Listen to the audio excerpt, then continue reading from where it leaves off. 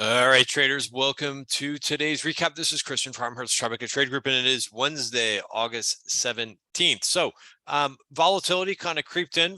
Finally, we've seen a little bit of downside, which, let's face it, I think a lot of people are expecting some type of volatility here, some type of pause in the action.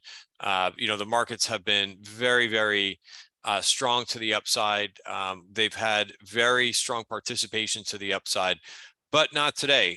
Today was the poorest breadth that we've seen in weeks. So a lot more decliners, a lot more heavy volume on the decliners too. I do use, if you're a regular viewer of my video, you know that I use what's known as the market breadth indicator that does look at up volume versus down volume, right? We've got a little bit of, and we have a little calculation that puts it into a nice format for us. But when we see something like this where it's like dark red, that usually means that there's pretty heavy selling going on for the day. That's given us some really good signals, but one day is not a trend, obviously.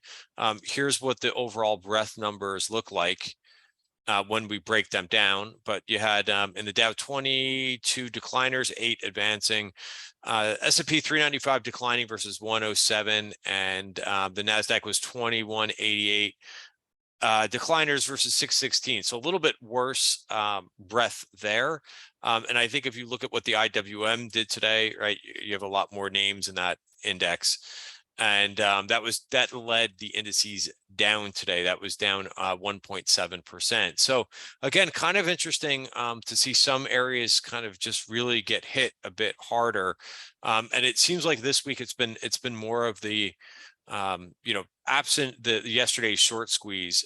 You're just seeing a little bit more of the momentum, higher beta areas. By the way, risk disclaimers in front of you. Everything that we're going through is for information purposes only. Please go ahead and review that video there. Sorry, that risk disclaimer there. Forgot to put my my video on, so there that is. So let's talk about the indices, and then we'll jump into the sectors a little bit. But at S&P, yes, stalling at the 200-day moving average, which people are going to love to talk about that because we did make a move up to the 200-day moving average, and now we're kind of pausing here.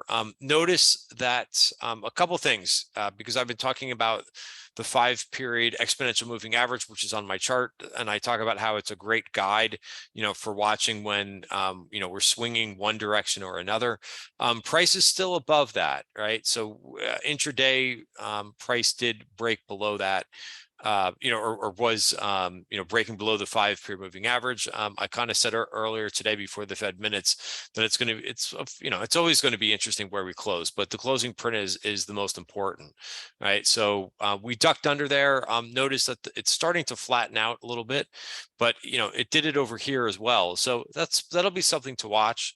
Again, the more right in the short term, right, and the more that things kind of get a little bit difficult in the short term, it might actually help things. I know that's kind of counterintuitive, but it will get some of that, what I like to refer to as froth in the market, right? All the bulls getting excited about this market, right? Sometimes, risk, and things kind of get a little bit over the tips of their skis, right?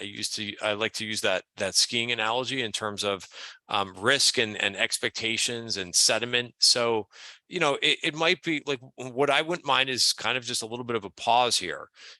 Another thing that we've talked about the last couple of days is that the markets did get overbought, right? If you look at the RSI indicator, right? So I think it got to like a 73, 74. It's basically right about 70 right now. So, I mean, and by the way, that's not a bad thing for markets to get overbought, right? It just means that, you got to let them cool off a little bit, especially, the indices. All right. So that was just an observation we made the other day. Also, really quick here, when we go over the 1-hour chart, really the level that I'm watching, right? And that's why the 1-hour chart gives me gives me a little bit of confidence. It gives me a little bit of perspective, right? Even though it's the short term, it still will kind of tell you what's going on for the week, right? And price is basically has been above value the whole week. It's not to say that can't change Thursday and Friday. If there's some more volatility, maybe we break that 4240. But for the S&P, we're basically back to where we started the week, right? And I know this kind of gets lost a little bit, but we had a very big week last week too. So digestion after a big move is not is not that bad. So sorry, I'm being a little bit optimistic here because there were some negatives on the day, one of which is the breadth, which I thought was very bad for the day, and the worst we've seen in a couple of weeks. But overall, it's not horrible, right? And I think if you've been trading well the last couple of days, maybe you've actually not been trading as much because it's been kind of tough, trading the turns back and forth, unless you're really, really good at timing the market, you probably have a couple losers and a couple winners. And that's kind of what I've had for the week, right? That's the way that this, my week's been going. It does seem like as soon as kind of and this is, by the way, this is what happens when you have a week, right? Or 3 days where we go nowhere. Right, when we start to move a little bit higher and think that you're going to kind of make the continuing turn higher, things stall. When you think that we're going to go lower, things stall there and kind of just revert back to the mean. So for my style of trading, that's a little bit difficult because I'm not necessarily trying to play every single turn in the market. I'm going with the trend, right, and looking for things to kind of continue with their trends, even though that, let's face it, we're due for a little bit of a pause. All right, so I hope that makes some sense. NASDAQ is a little bit different, and this is also very close to where we started the week on the 1 hour chart, but it's been under a little bit more pressure. We actually did break into the value area, but we bounced right back, right? So notice that we're back out of this. Also notice the 200 period moving average, right? That's been a very good indicator of the trend the last few weeks, right? And then finally, small caps, right? And I didn't go to the daily chart, but you could see that this did actually pierce the 5-day moving average. So again, a little bit more weakness in growth areas of the market, right? And again, we'll go over the spreadsheet with the performers, but I just wanted to go through the indices. IWM is now back below the 200-day moving average, spent 1, 2, 3 days above the 200-day moving average, but is back below, right? And then similarly to the NASDAQ, we are sitting right at the top of value. Right. And now I think, the small caps are actually down a little bit for the week. But again, put things in perspective. What did the small caps do last week? They had a huge week last week. Right. So, again, just keeping things, it's kind of the word of the video, but just keeping things in perspective, right? Just knowing where we've come from after a huge week, you usually have some digestion. I think I was trying to remember what the IWM was up for last week, just so I can give you some raw numbers here, right?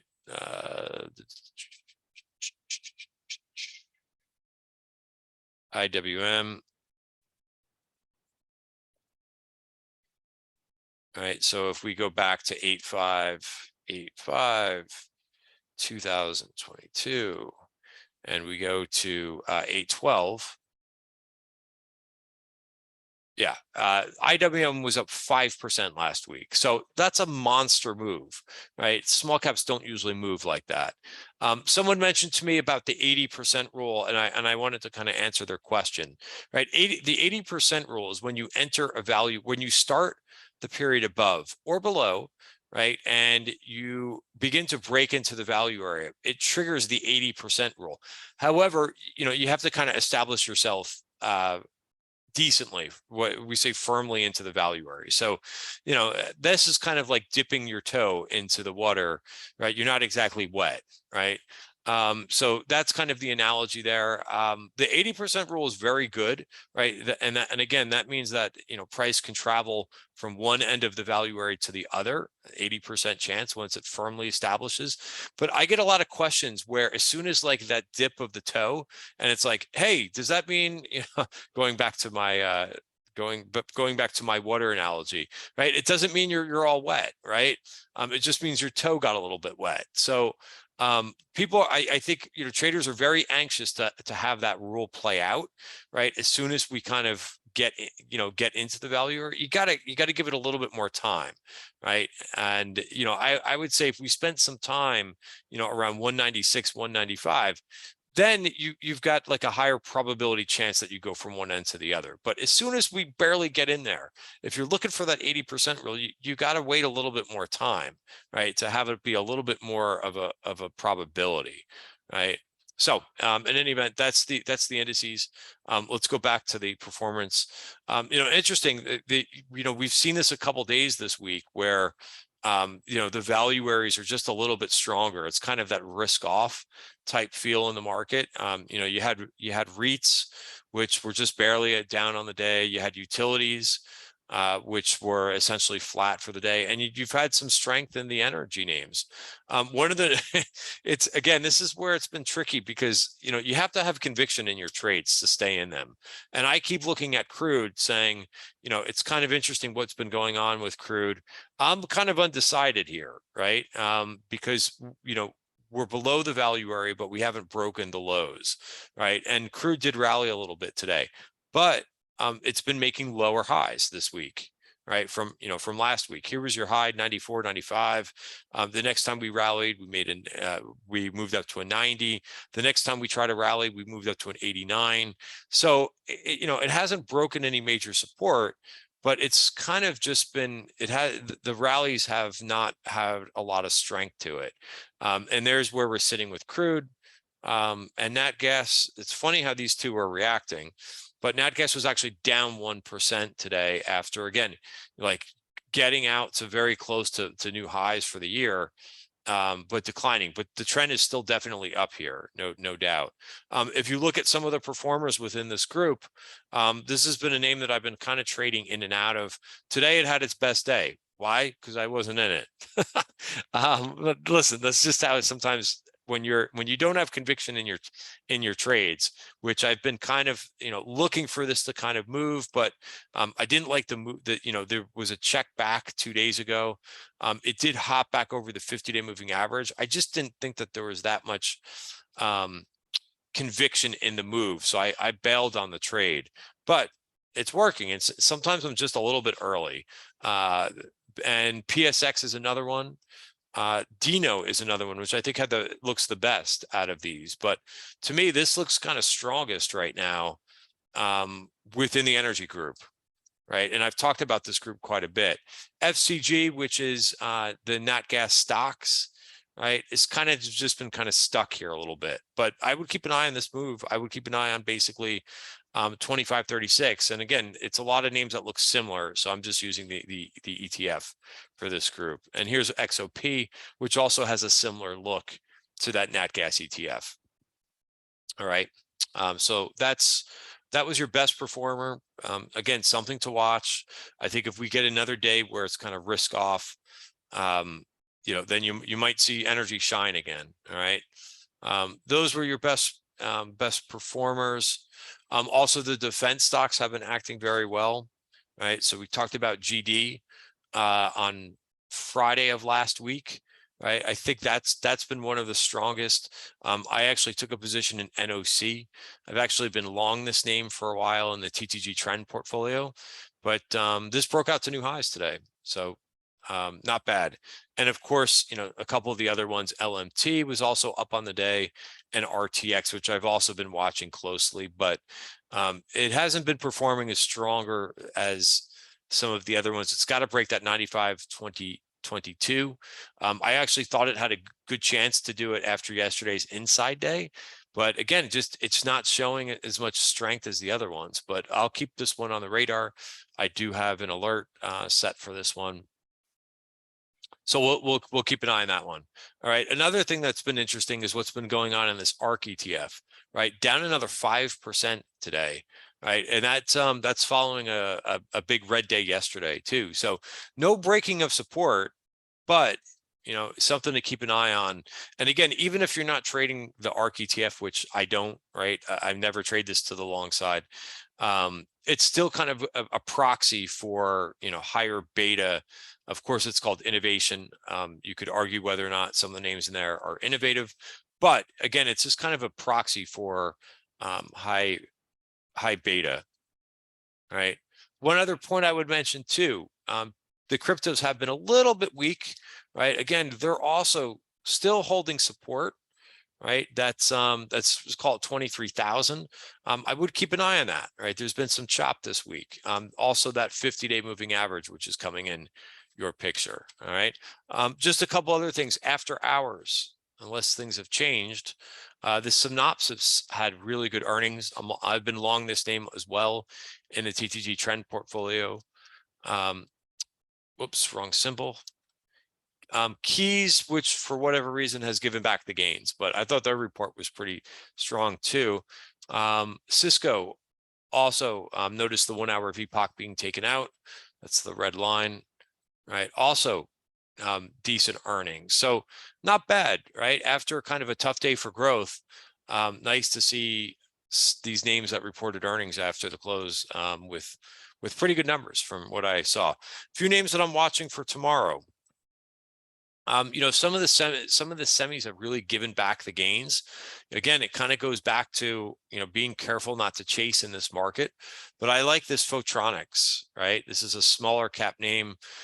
Notice that you've had 3 down days in a row after some big strength, right? The semis have been tricky from time to time, so they kind of remain in that tricky area. But this is one that I would be watching for tomorrow. Even your ON semiconductor, right? Kind of filling this whole candle back, very, very strong. ADI had earnings. I actually tried to trade in this very, very early on in the morning. I kind of gave up on it. I had a stop of 168. Of course, it hit my stop and then rebounded. But even by the end of the week, right, is what I'm watching for this Analog Devices to see if it can stay above its value area for the week, which is 170.60, very close to that level now, right? So you may have a dip. I thought their numbers were pretty good, but they did mention, in their conference call, some weakness in some things, right? So which kind of brought things down a bit.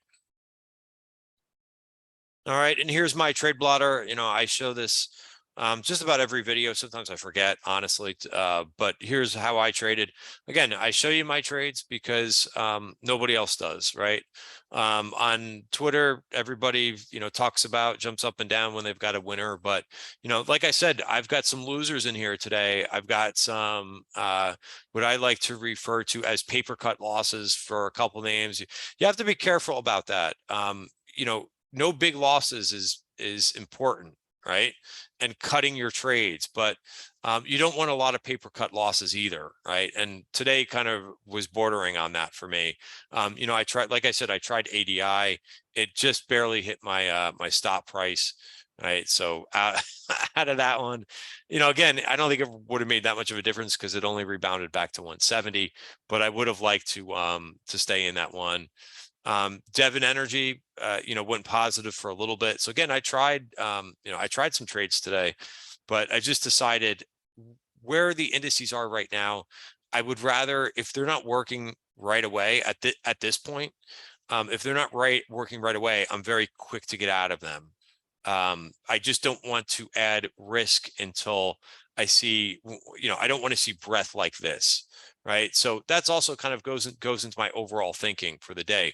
When I see very negative breath like we had today, my threshold for staying in trades that aren't working or that didn't work right off the bat is very small. Right. If the breath is pretty good for the day and strong, right, and we've got many more advancers versus decliners, I will try to kind of give it a chance and be patient with the trade, but not when we've got really negative breadth for the day. Here's what this looked like. By the way, you could also kind of look at this as the session went on for the day, right? Notice even when the indices were rebounding, in here, we really didn't get that, the breadth didn't flip to positive, right? And it didn't get to even like between -1 and 1 on our indicator when most of the 2 out of the 3 lines, for example, when that happens, we're kind of back in the chop, right? -1 to 1. But when we're like this, and when the best that we got is like -2, that just indicates that breadth is just too negative for the day for a chance at reversal. Again, everything's about probabilities. Nothing's 100%, but it's a high probability that we're just not going to be able to kind of flip to the positive side. All right. Last thing to talk about, because Apple did announce that they're going to have their new iPhone event, I think event day. All right. I ultimately think Apple gets to 177, right, which would be another VPOC up there. All right, and again, finished in the green for the day, outperforming. All right, guys, that's it for today. Have a great night. See you tomorrow.